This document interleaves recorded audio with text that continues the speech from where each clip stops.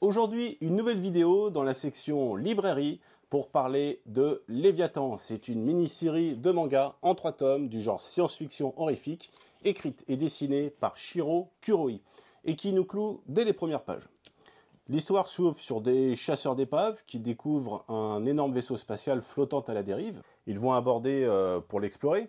Et là, on s'attend à quelque chose d'inquiétant. On s'attend à voir des monstres, des fantômes. Et au début, j'ai même pensé au premier segment de Memories, ce remarquable film d'animation composé de 3 sketchs différents, dont le premier, La Rose Magnétique, avait une direction artistique estomacante et qu'on devait regretter Satoshi Kon. Ça, je vous le recommande très chaudement. Et puis, dans le manga, sans non plus se défausser totalement de ce genre, on va en aborder d'autres. Kuroe ayant cette faculté de passer d'un genre à un autre, tout en sachant garder le fil dans son histoire qui est très simple. Les pilleurs vont mettre la main sur un journal de bord qui était tenu par un gamin et reconstituer ainsi le fil des événements. Ce vaisseau était un vaisseau de croisière dans lequel se trouvait une classe partie en voyage scolaire. Après un accident qui endommage une grande partie de ce vaisseau, il est établi qu'il ne reste que 3 jours d'oxygène. Puis la découverte d'une capsule d'hibernation, seul moyen d'espérer survivre au cas où on le retrouverait, au-delà du temps imparti, eh bien ça va aboutir à un jeu de massacre entre les enfants, chacun voulant arracher sa place.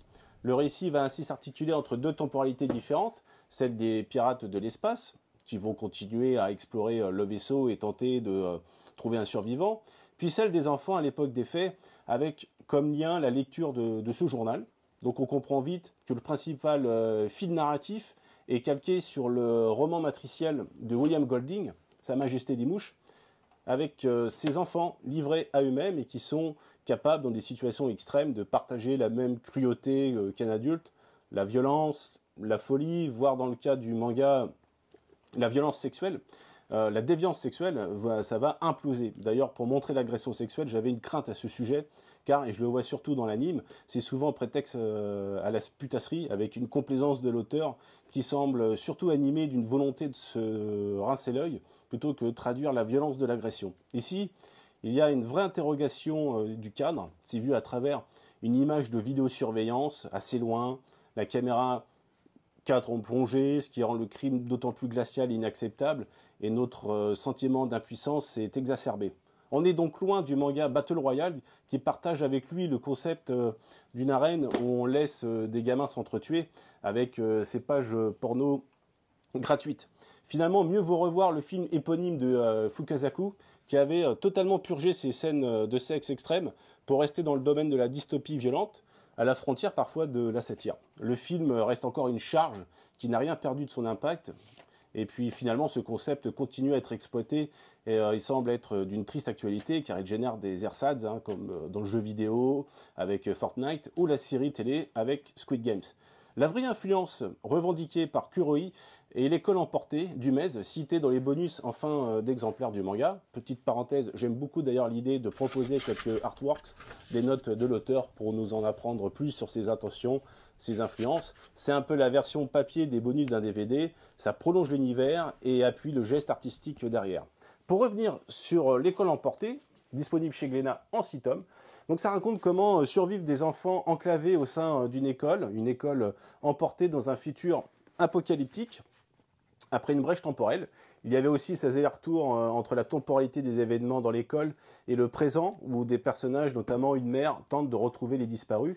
Léviathan n'a pas la même épaisseur psychologique que l'œuvre du MES. Ce dernier poussait très loin ses potards. Émotionnellement, c'est différent. Certaines situations sont bouleversantes. Léviathan, on est plus dans le cinéma de genre, d'exploitation, avec un récit au rythme infaillible. Ce n'est donc pas aussi définitif et puissant, mais il n'en demeure pas moins un divertissement de haute qualité. Donc c'est ni totalement nouveau, ni une ressuscité de genre iculé, mais l'œuvre témoigne une vraie maîtrise de ses influences.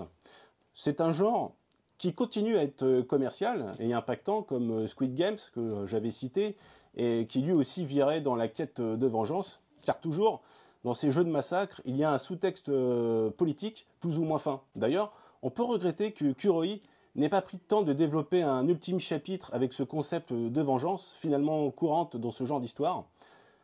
Squid Games finissait sa saison avec son héros qui voulait retrouver les initiateurs du jeu. Battle Royale en faisait son climax. Et puis après tout, le prix du danger d'Yves Boisset, vous voyez son personnage principal incarné par Gérard Lanvin, dénoncer les têtes pensantes du programme. Donc ces jeux de massacre n'ont pas d'autre but que de rassasier une masse et épancher sa soif de violence, car il y a comme un relent de révolte sourde que les puissances politiques ou économiques cherchent à canaliser. Finalement, les arènes de gladiateurs ne servaient pas à autre chose. Il y a toujours une opposition entre deux classes sociales, les nantis et la classe populaire. Squid Games, de mon point de vue, avait bien pigé le truc. C'est un genre qui est très fort, dans lequel on ne peut que se projeter et qui reste d'une actualité criante. Mais criante, voilà. Techniquement, les albums sont réussis. J'ai aimé le dessin qui garde son côté crayonné. L'auteur évoque dans les bonus à la fin de chaque tome l'influence de Métal Hurlant, de Mobius. Il expérimente certaines choses, notamment le début qui est en couleur, quand on suit les pilleurs d'épaves, permettant de bien distinguer les deux temporalités du récit.